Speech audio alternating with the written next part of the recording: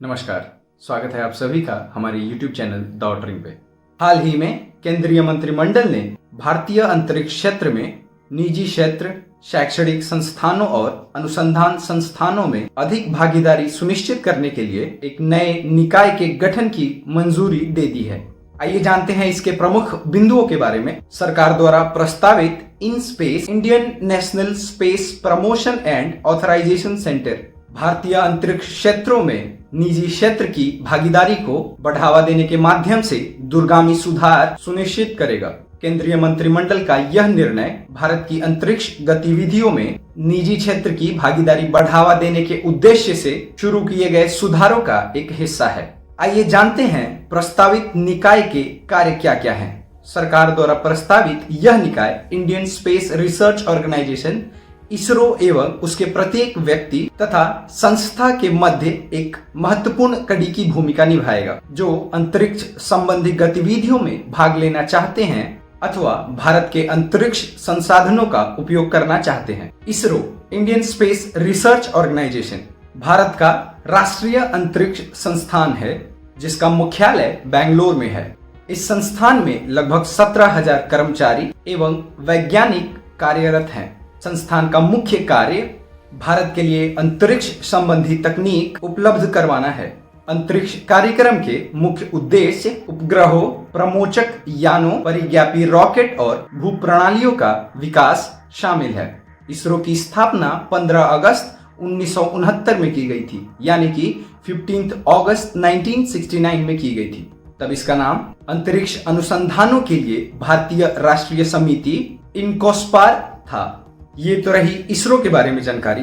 आइए जानते हैं और प्रमुख कार्य जो इस निकाय के लिए बने हुए हैं। प्रस्तावित निकाय अंतरिक्ष गतिविधियों एवं परिसंपत्तियों को सामाजिक आर्थिक उपयोग को बढ़ावा देने का कार्य भी करेगी।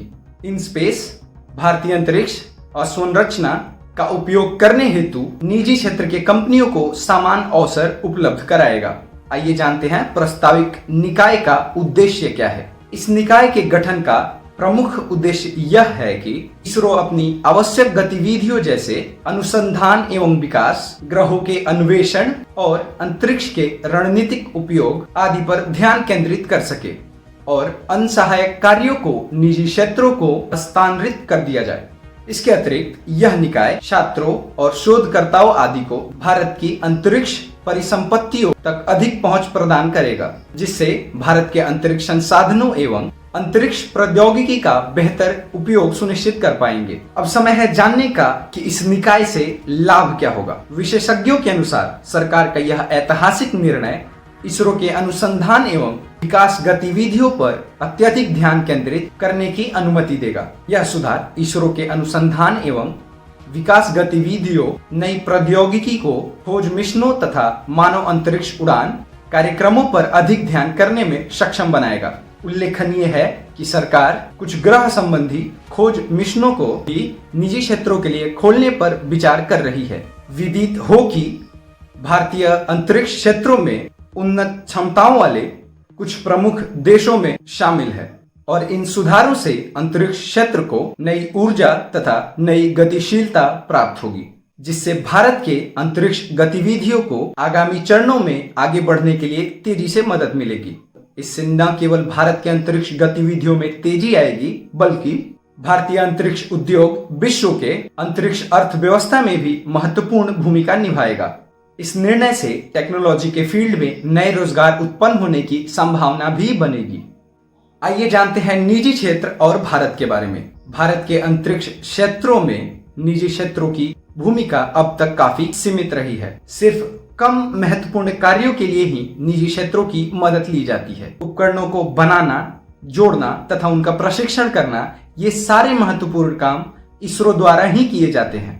उल्लेखनीय है कि बीते वर्ष न्यू स्पेस इंडिया लिमिटेड का आधिकारिक रूप से बेंगलोर में उद्घाटन किया गया, जो कि इसरो का एक वाणिज्यिक शाखा है।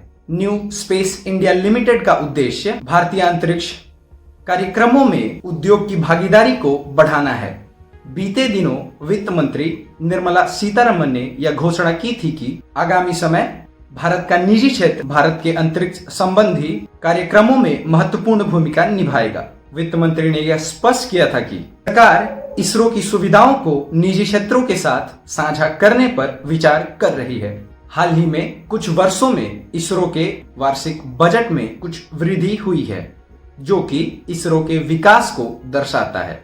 हालांकि देश में अंतरिक्ष आधारित सेवाओं की मांग भी काफी तेजी से बढ़ रही है, जिसके कारण इसरो इन मांगों को पूरा करने में समर्थ नहीं है। ऐसे में मांगों को पूरा करने के लिए निजी क्षेत्रों की मदद काफी महत्वपूर्ण हो सकती है। कई स्पेशलिस्ट का यह मानना है कि भारतीय अंतरिक्ष क्षेत्र का समग्र विकास निजी क्षेत्र के भागीदारी के बिना सुनिश्चित नहीं किया जा सकता है। ऐसे में भारत को अगर अंतरिक्ष क्षेत्र में समग्र विकास करना है तो उसे निजी क्षेत्रों के लिए अनुकूल वातावरण निश्चित करना होगा। अंतरिक्ष की गतिविधियों को इसरो तक सीमित करने से देश में मौजूद मानव पूंजी का, इस प्रकार अंतरिक्ष उद्योग को निजी क्षेत्र लिए खोलने से देश में उपलब्ध मानव पूंजी संसाधन का पूर्ण उपयोग संभव हो सकेगा।